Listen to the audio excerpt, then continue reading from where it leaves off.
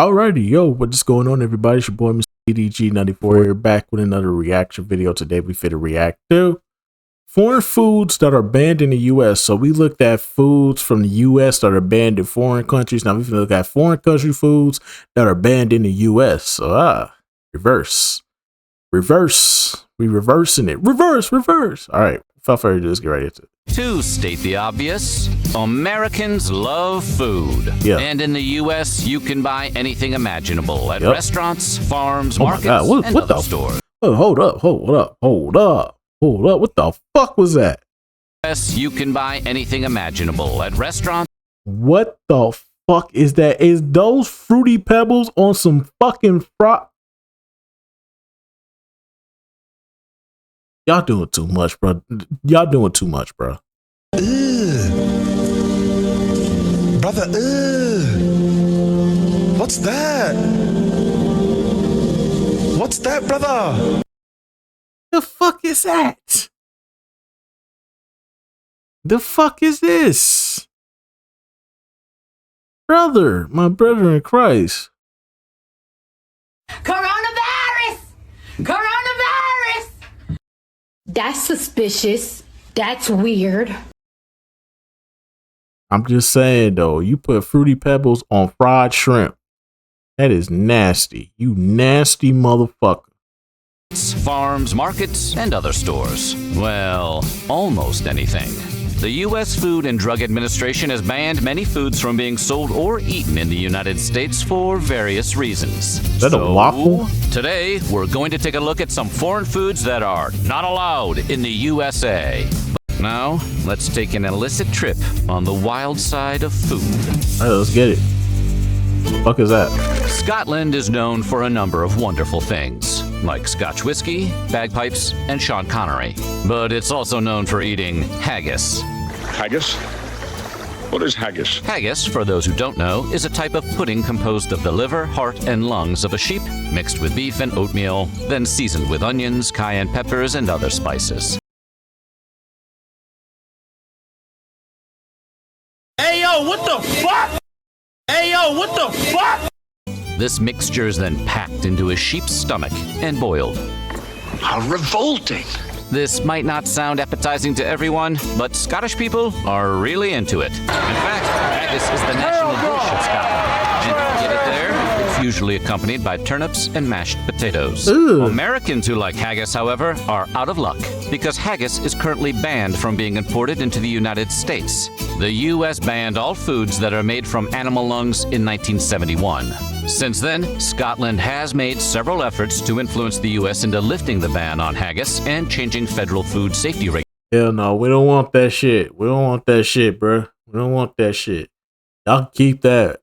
We don't want that shit. We'll stick with the pork. I'd rather have some pork on my fork than eat that shit. But they've come up short each time. Too bad Shit, Sean Connery nasty. isn't around to ask them. Hey man, I had caviar before. That shit is fucking nasty, bro. Get that shit the fuck out of here. Sometimes the U.S. bans foods for health concerns about the dish itself. But there are other reasons John's Q law might stop you from enjoying a particular meal. For example, to protect an endangered species. Such is the case with beluga caviar. Caviar is, of course, fish eggs. Beluga caviar comes from the beluga sturgeon, which is the largest of the sturgeons, weighing more than 2,000 pounds and measuring more than 15 feet long. It can take up to 25 years for the female beluga to mature and produce eggs. Beluga caviar varies in color from light to dark gray and is the largest grain caviar. Their pearls are the most delicate and have a mild, buttery flavor. In 2005, however, the United States banned beluga caviar from further import due to overfishing. Good. The U.S. was consuming about 60% of the world's beluga caviar, which is considered the Rolls-Royce of caviar due to costing $200 per ounce. In fact, beluga caviar was so desirable that the available stock declined by 90%. Overfishing of the beluga can mostly be traced back to poaching in the black market, but that's just academic now. The bottom line is, no beluga caviar for Americans anymore. Good. So as we've seen, the U.S. might ban a food for being unsafe. or because it derives from a species at risk. But there's yet another reason a food might be banned: trading concerns. Take the Mirabelle plum, which is the small, oval-shaped and dark yellow fruit grown on the Mirabelle plum tree. It's sweet and full of flavor, and is used in fruit preserves and dessert pies. The fruit can mostly be found in France, where 70% of the world's Mirabelle production occurs. The production of the Mirabelle plum has been supported since 1996 by a protected geographical indication to help guarantee its authenticity. The protected origin designation makes it illegal to import or commercially sell the plums in the U.S. That being said, regular folks can grow them on their own property, as long as you don't try to sell them. Okay, that's cool. Unpasteurized milk, or raw milk, is milk that comes directly from an animal's udder and hasn't been noodles, no packet. Cereal with the canned milk, the powder milk, no milk. Waffles, no syrup. Jelly, no jelly. Nothing. Oatmeal, no sugar. Oatmeal, no sugar. Nothing. I ate cereal with the canned milk, the powder milk, no milk. Ate cereal with the canned milk, the powder milk. Nothing. I ate cereal with the canned milk, the powder milk, no milk. Ate cereal with the canned milk, the powder milk, no milk. Waffle, no syrup. Jelly, no jelly. Nothing. Oatmeal with the canned milk, with the powder milk. Waffle, no syrup. Jelly, no jelly. Nothing. Oatmeal, no sugar. Nothing. Just said though. Raw milk, no sir. Raw milk, no sir. and heat treated or pasteurized to kill any bacteria. Sounds great, right? No. Oh, indeed it does. Well, it may not be. Raw milk carries a higher risk of being contaminated with harmful bacteria that causes foodborne illnesses than pasteurized milk does. Children, in particular, are at a higher risk for these diseases because their immune systems have not yet fully developed. Dang. The FDA banned the interstate sale or distribution of raw milk in the U.S., but states are able to adopt their own laws of the sale of raw milk. Given the risk, you might think that states would want to stop people from drinking the stuff. But not so much. In fact, drinking and consuming unpasteurized milk is 100% legal in all 50 states. That being said, only 13 states allow the sale of raw milk in retail stores. Of the other 37, 20 states prohibit the sale of raw milk, and 17 states allow the sale of raw milk on the farm in which it was produced. And at the very least, many of the states that allow the selling of raw milk require a warning label informing consumers about the risk of pathogens that can be found in the milk. There is currently something of a movement in the United States to consume organic and locally grown foods. Some believe that raw milk is more nutritious and provides good bacteria for the body. I wouldn't do it. Sassafras oil is extracted from the dried root bark of the sassafras tree. The tree, in case you want to go looking for one, stands anywhere from 20 to 40 feet tall, with slender branches and orange and brown colored bark. The leaves are oval and can grow to 3 to 7 inches long, and the flowers are small and of a greenish or yellow color. Historically speaking, sassafras has played a big role in various cultures around the world. For example, many Native American tribes use it for various medicinal purposes, including to help with acne, urinary disorders, and fevers. It can also be found in Chinese medications to help treat rheumatism and trauma. The twigs from the plant were once used as toothbrushes, and sassafras was also used as an early anesthetic and disinfectant. Not only that, but sassafras was found in many distinct foods in the U.S., and it was known as a key ingredient in many root beers and teas. Sounds pretty useful, right? Well, don't start celebrating just yet. The FDA prohibits all sassafras bark, oil, and saffrole as flavorings or food additives. Sassafras is no longer considered safe for human consumption. It was actually banned all the way back in 1979 after research linked it to cancer. Oh, wow. Also, when too much sassafras oil is consumed, poisoning can possibly occur. The ortolan is a small, colorful bird in the bunting family, a category that also includes American tree sparrows. Once upon a time, in a faraway land called France, the ortolan was a chief ingredient in a highly controversial meal. The recipe called for the bird to be cooked for 8 minutes and served. Nobody trying to eat them birds? Hell no, keep them shits. We got chickens. We got chickens, we got turkeys. We good over here, Chief. Nobody want to eat them damn birds. with a head attached. The bird was then meant to A be little ass bird. including the head and bones. Ugh. Due to its rarity, the killing and selling of the ortolan was banned in France in the 1990s. But that didn't stop poachers who continued to catch the small bunting and sell it to local restaurants. In fact, the law was so inconsequential that France's League for the Protection of Birds claimed that the ortolan population dropped 30% even after the ban was enacted. This forced the government to enact more stringent enforcement in 2007. But the killing of the rare bird is less controversial than the barbaric way in which it is killed. It starts with the birds being trapped during their migratory season and kept in covered cages. Since the ortolan eats more at night, covering the cages cruelly tricks them into gorging on grain, even to the point where their bodies double in size. This is a less gruesome variation on an alleged ancient practice in which the bird's eyes would be plucked out, fooling them into thinking it was night so that they would eat more. Either way, once the ortolans are fattened up, they're thrown, still alive mind you, into a vat of Armagnac, which both drowns and marinates them. France now strictly enforces the ban on killing ortolans. In fact, the killing, cooking, or smuggling of the bird anywhere in the European Union or the United States is currently a crime. Kazumarzu, translated into English, means rotten cheese. And if that doesn't sound horrible enough to you already, then allow us to point out that it's also known as maggot cheese.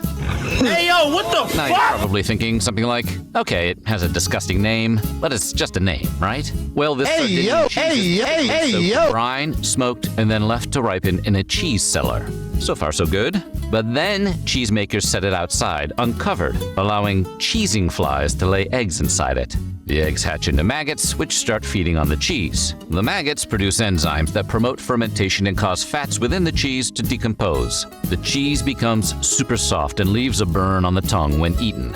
Local Sardinians say the cheese is only good when the maggots are still moving. If the maggots are dead, then the cheese has gone bad and is too toxic for consumption. Kazumarzu is not in compliance with European Union hygienic standards. This makes me so happy to live in the United States where we keep it simple, we keep it clean. Okay, we kill chickens, we kill pigs, we kill cows. Sometimes goats. But we keep it simple. We don't go overboard with it. You know what I'm saying? United States, we keep shit simple. We don't go overboard with it. Y'all in Europe, y'all got it. I don't know how y'all niggas consume the shit that y'all be consuming, bro. Who the fuck is eating cheese with maggots in it? You are disgusting. Movies like 1975's Jaws make it seem like humans have a lot to fear from sharks. But in reality, the reverse is far more true. In fact, finning, the act of cutting off a shark's fin, is one of the greatest threats that sharks face. It's so dangerous because after a shark is finned, it's thrown back in the sea where it may drown, bleed to death, or be eaten by other animals. Unfortunately, for those who want to protect the sharks, there is still a large market for shark fins to make shark fin soup, which is a popular and luxurious Asian dish. Shark fins are very popular in Asia and can be found in food stores, pharmacies, and fishing villages. The demand for shark fins has led to sharks being targeted solely for their fins. But don't expect to try that soup in the US anytime soon. The practice of finning is illegal in the United States. Ackee appears to be a very delightful and delicious fruit, but appearances can be deceiving. For if the ackee is improperly eaten, it can cause vomiting or even lead to a coma or death. No, I'm good on that.